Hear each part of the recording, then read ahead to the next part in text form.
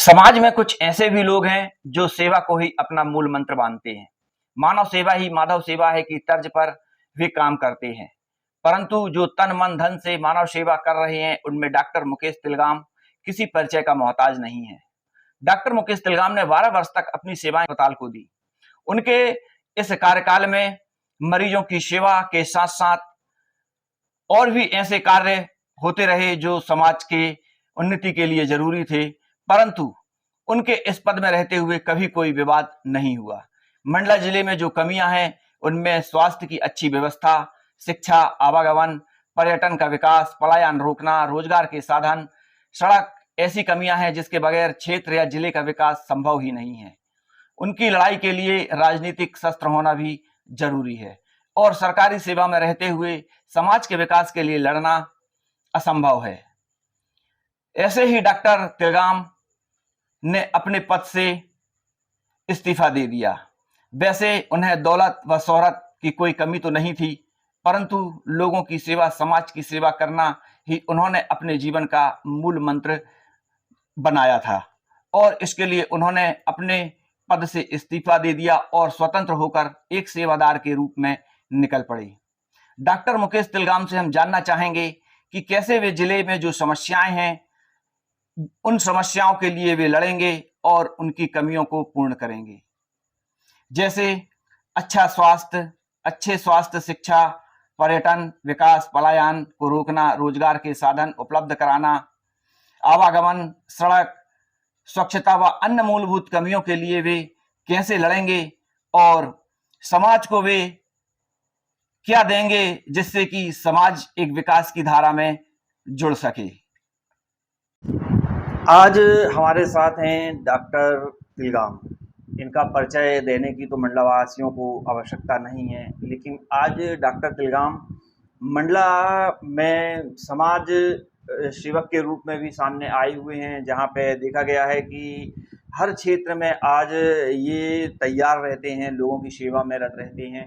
वहीं देखा गया है कि राजनीति के क्षेत्र में भी डॉक्टर तिलगाम का नाम चल रहा है। तो हमें यह देखना है कि कहीं ना कहीं आज डॉक्टर तिलगाम जी आने वाले चुनाव में अपनी सहभागिता दर्ज कराएंगे, लेकिन उससे पहले हम जानना चाहेंगे कि आज डॉक्टर तिलगाम हमारे साथ हैं और ये मंडला जिले के विकास के लिए या मंडला विधानसभा के विकास के लिए ये क्या प्रयास कर पाएंगे। अगर हमने कहा कि मंडला जिले के विकास के लिए, तो खैर मंडला जिले में 3 विधानसभा सीटें हैं, जहां बिछिया है, तो वहीं निवास है और मंडला है। लेकिन देखा गया है कि जिसे समाज सेवा करना है तो वो तो पूरे जिले की समाज सेवा करता है, लेकिन आज विधानसभा क्षेत्र की बात करें तो मंडला विधानसभा से डॉक्टर तिलगाम जी हैं जो लोगों की सेवा के लिए राजनीति क्षेत्र में भी अपनी सहभागिता दर्ज करा रहे हैं और आज हम उन्हीं से चर्चा करेंगे। डॉक्टर साहब, जिला अस्पताल की सेवाएं आप देते रहे हैं, जिसपे काफ़ी अच्छी सेवाएं आपकी रही हैं, जिसे लोगों ने सराहा, मरीजों ने सराहा। लेकिन आज लोगों के विचार में यह है कि अचानक ही आपका कैसे मन बदला और आप राजनीति के क्षेत्र में आना चाहते हैं, क्या कारण है? नमस्कार। जैसा कि आपको पता है, मैं 10-12 साल से शासकीय सेवा में था। जिला चिकित्सालय मंडला में चिकित्सा अधिकारी के पद पर पदस्थ था और उस पद पर रहते हुए मैंने जिले की जनता की जिस हद तक सेवा कर सकता था एक चिकित्सक के रूप में, वो मैंने किया। लेकिन विगत 10-12 साल में मुझे ऐसा लगा कि एक शासकीय नौकरी के दायरे में रहकर सभी क्षेत्रों में सेवाएं कर पाना संभव नहीं था, क्योंकि शासकीय नियमों की बंदिशें रहती हैं और उस नियम कानून के अंतर्गत ही हमको करना रहता है। तो मेरे मन में विचार आया, तो इसलिए मैंने शासकीय सेवा से त्यागपत्र देकर अपना खुद का निजी डायग्नोस्टिक सेंटर, जो मंडला डायग्नोस्टिक के नाम से है, मंडला में मैंने स्थापित किया, जहां पर CT scan, sonography, x ray, pathology की सभी जांचें होती हैं। और आपको यह भी बताना चाहूँगा कि मेरे केंद्र में सुबह 10 बजे से लेकर 6 बजे तक निःशुल्क स्वास्थ्य परीक्षण किया जाता है प्रतिदिन, जो MBBS डॉक्टर के द्वारा किया जाता है। तो ये मैंने एक सेवा प्रारंभ की है यहाँ पर मंडला में, मंडला की जनता के लिए, क्योंकि मैंने विगत मेरे चिकित्सक कार्य के दौरान मैंने अनुभव किया है कि यहाँ पर डायग्नोस्टिक के क्षेत्र में, जांच के क्षेत्र में मंडला जिले, पूरे जिले में बहुत अभाव है। जिसके कारण से यहाँ के मरीज ये भटकते हैं, क्योंकि उनको जानकारी नहीं हो पाती है कि उनको वास्तव में बीमारी क्या है और इलाज कराने उनको जाना कहाँ है। तो एक सबसे बड़ी समस्या होती है प्राथमिक स्तर पर, जो मैंने महसूस किया, इसलिए मैंने एक डायग्नोस्टिक केंद्र जो है मंडला में खोलने का प्रयास किया और यहाँ पर खोलकर मैंने प्रारंभ किया। विगत 1 साल से संचालित कर रहा हूँ और जो संभव हो पा रहा है मैं वो जनता को लाभ देने का प्रयास कर रहा हूँ।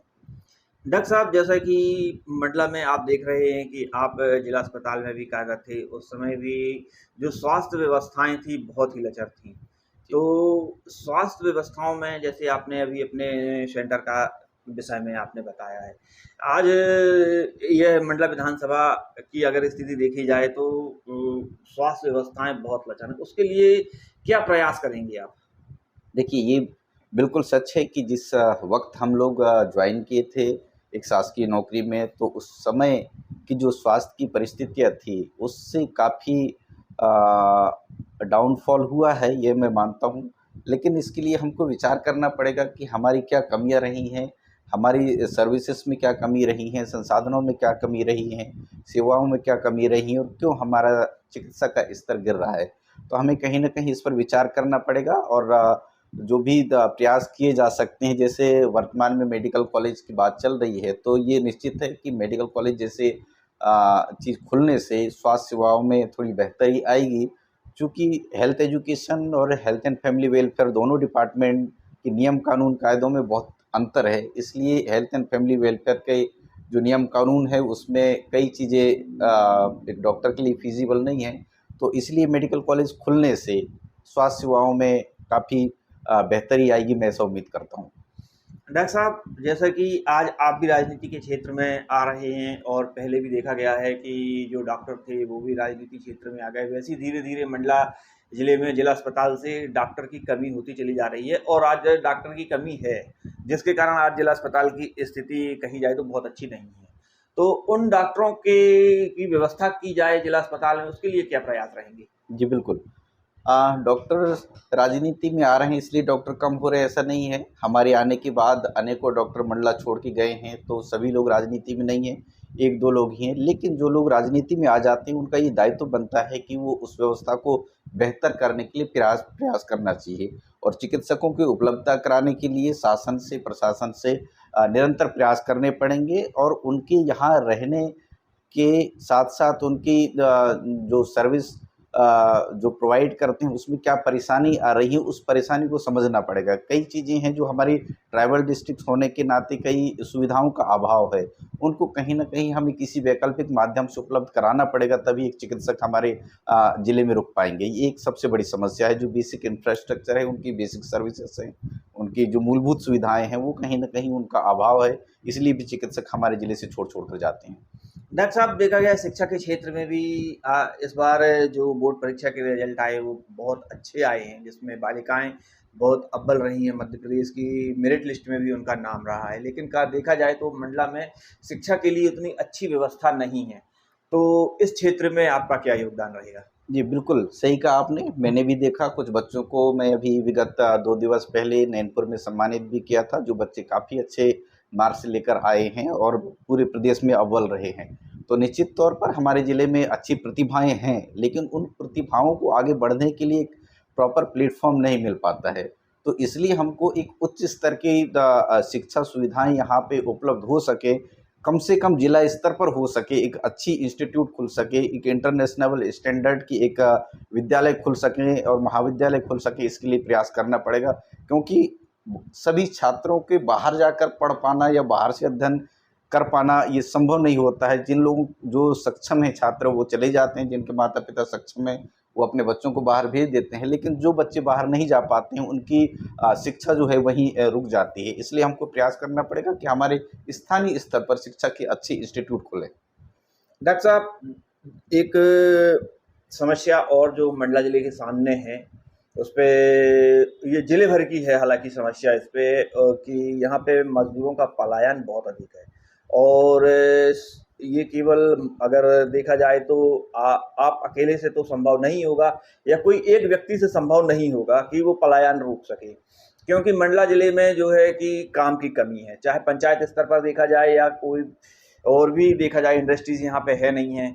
और जिससे कि मजदूरों को काम मिल सके। इसके कारण मजदूर दूसरे प्रांतों में जाते हैं।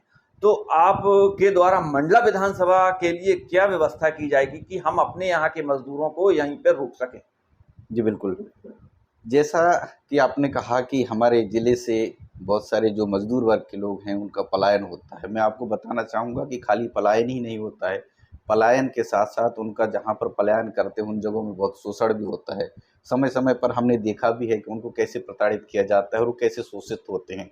उनको उनकी मज़दूरी का उचित दाम भी नहीं मिल पाता है। ऐसी इन परिस्थितियों को हमको विचार करना पड़ेगा। एक बहुत बड़ा वर्ग जो है इस समस्या से जूझ रहा है हमारा, क्योंकि जनजाति बाहुल ज़िला है और हमारे यहाँ जो व्यावसायिक गतिविधि नहीं होने के कारण ये समस्या उत्पन्न हो रही है। तो हमें उनको रोज़गार के अवसर मिल सकें, ऐसे शासन की योजनाओं को यहाँ पर लाकर स्थापित कराना पड़ेगा ताकि उनको रोज़गार मिल सके। जहाँ तक रोज़गार की बात है, एक बहुत बड़ा सेक्टर जो बहुत पीछे है हमारे ज़िले में, वो है पर्यटन का, जिसकी काफ़ी अपार संभावनाएँ हैं। अगर मंडला की बात करें या हम कान्हा नेशनल पार्क की बात करें, विदेश से, देश से आने वाले सारे जो विज़िटर्स हैं, वो मंडला से होकर जाते हैं। लेकिन मंडला में हमारे पास ऐसा कुछ नहीं है दिखाने के लिए आज की स्थिति में कि हम यहाँ के टूरिज़्म को बढ़ावा दे सकें, यहाँ के व्यावसायिक गतिविधियों को बढ़ावा दे सकें और यहाँ का विकास हो सके। तो निश्चित तौर पर व्यावसायिक गतिविधियों को बढ़ावा देना पड़ेगा, कुछ इंडस्ट्रियल एस्टेब्लिशमेंट कराने पड़ेंगे, तभी जाकर यहाँ से पलायन रुक सकेगा और यहाँ के लोगों को रोज़गार मिल सकेगा। डॉक्टर साहब, आज मंडला विधानसभा देखा जाए या मंडला शहर देखा जाए तो नर्मदा जी से वो तीन तरफ से घिरा हुआ है और सुंदर मंडला था। लेकिन आज मंडला की स्थिति आपके भी सामने है। तो इस मंडला को पुनः सुंदर बनाने के लिए क्या प्रयास रहेंगे आपके कि यहाँ पे क्या है, सबसे बड़ी जो समस्या है वो यातायात की समस्या है, जाम की समस्या है, अतिक्रमण की समस्या है, साफ सफाई की समस्या है। तो यह विधानसभा में ये समस्याएं सामने मुँह बाए खड़ी हुई हैं। इन समस्याओं का निराकरण हो और हमारा मंडला सुंदर मंडला बन सके, क्या प्रयास रहेंगे? बिल्कुल। जैसा कि हमारा ज़िला जो है एक धार्मिक आस्था का केंद्र भी है नर्मदा जी के होने के कारण, और यहाँ पर दूर-दूर से लोग आते हैं दर्शन के लिए। तो निश्चित तौर पर मंडला को सुंदर बनाने का प्रयास होने चाहिए। किसी एक व्यक्ति से तो नहीं होगा, लेकिन सभी विभाग के मुख्य रूप से नगर पालिका का बहुत बड़ा इसमें रोल रहेगा और उनको एक सक्रिय रूप से अपनी भूमिका निभानी पड़ेगी। जहाँ तक यातायात की बात है, मार्केट की व्यवस्था बनाने पड़ेंगे और जो फुटपाथ में जो दुकानें लगती हैं उनको एक कहीं न कहीं व्यवस्थित जगह देने के लिए विचार करना पड़ेगा, ताकि वो अस्त-व्यस्त जगह पे ना लगाएँ और फिर उससे क्या है कि ट्रैफ़िक की भी समस्या बढ़ती है। तो निश्चित तौर पर एक प्लान व्यवस्थित रूप से प्लान करना पड़ेगा, बाज़ार की व्यवस्था बनानी पड़ेगी, ट्रैफ़िक की व्यवस्था बनानी पड़ेगी। डॉक्टर साहब, जैसा कि आपने बताया कि आप स्वास्थ्य के क्षेत्र में काम करेंगे, शिक्षा के क्षेत्र में काम करेंगे, क्योंकि इसके लिए तो ये प्रयास जो आपके होंगे वह बहुत काफ़ी सराहनीय प्रयास होंगे, क्योंकि आज मंडला जिले की अगर स्थिति देखी जाए तो स्वास्थ्य और शिक्षा के क्षेत्र में काफ़ी पीछे है। बाकी और भी जो समस्याएं हैं वे समस्याएं तो हल होंगी ही, लेकिन आज मैं बताना चाहूँगा कि जो भी जनप्रतिनिधि आए हैं आज उन्होंने ना तो स्वास्थ्य पे ध्यान दिया है और ना ही शिक्षा पे ध्यान दिया है। तो आज मंडला की यह स्थिति है। देखा जाए तो मंडला में मेडिकल कॉलेज के लिए प्रस्ताव हो चुका है, सब कुछ हो चुका है, लेकिन अभी भी कुछ ऐसी कोई कार्य योजना सामने नहीं दिख रही है कि जिससे कि मेडिकल कॉलेज बने। लेकिन उसके लिए हमें डॉक्टर श्री तिलगाम ने भी बोला है कि वो उसके लिए प्रयास करेंगे, मेडिकल कॉलेज के लिए प्रयास करेंगे। डॉक्टर साहब, एक छोटी-सी और समस्या थी कि जो कि हमारे आस-पास के जो मंडला विधानसभा क्षेत्र के जो गाँव हैं, वो उन गाँवों में जो सबसे बड़ी समस्या बनती है समय पे पेयजल की समस्या बनती है और इस पेयजल की समस्या से ग्रामीण बहुत जूझते हैं और आए दिन जिला प्रशासन के सामने यह समस्याएँ आती हैं। तो इस पे भी आप एक लोगों को बताना चाहेंगे कि क्या प्रयास रहेंगे कि कहाँ तक आप प्रयास कर पाएँगे कि वहाँ तक पेयजल पहुँच सके? नहीं, निश्चित तौर पर ये पेयजल की खासकर गर्मी के दिनों में ग्रामीण क्षेत्रों में काफ़ी समस्या रहती है। इसके लिए वैकल्पिक व्यवस्था से काम नहीं चलेगा, एक लॉन्ग टर्म प्लानिंग करनी पड़ेगी ताकि गाँव-गाँव तक पानी पहुँच सके और वर्तमान में सरकार भी अपने स्तर पर प्रयास कर रही है नल जल योजना के माध्यम से। और काफ़ी हद तक सफलता पाई भी है, लेकिन आज भी नल जल योजना का संपूर्ण लाभ पूरे ज़िले को नहीं मिल पाया है। कई ऐसे गांव हैं जो अभी भी छूटे हुए हैं और भविष्य में मुझे लगता है कि खासकर नर्मदा जी से अगर जोड़कर नल जल योजना का अगर संचालन किया जाएगा तो वो निश्चित तौर पर इसकी जो परेशानी से निजात मिल पाएगी। तो ये थे डॉक्टर तिलगाम, जो कि आज समाज सेवा में मंडला में सामने आ रहे हैं और लगे हुए हैं समाज सेवा के लिए। देखा गया है कि मंडला में जो कमियां थी वो कमियां इनके संज्ञान में हैं और उन्हीं कमियों को दूर करने के लिए आज इन्हें राजनीति का मैदान दिख रहा है कि वे राजनीति के मैदान में आएंगे और शायद मंडला की इन कमियों को दूर कर पाएंगे। डॉक्टर साहब, आपका बहुत बहुत धन्यवाद, आपने हमें समय दिया। बहुत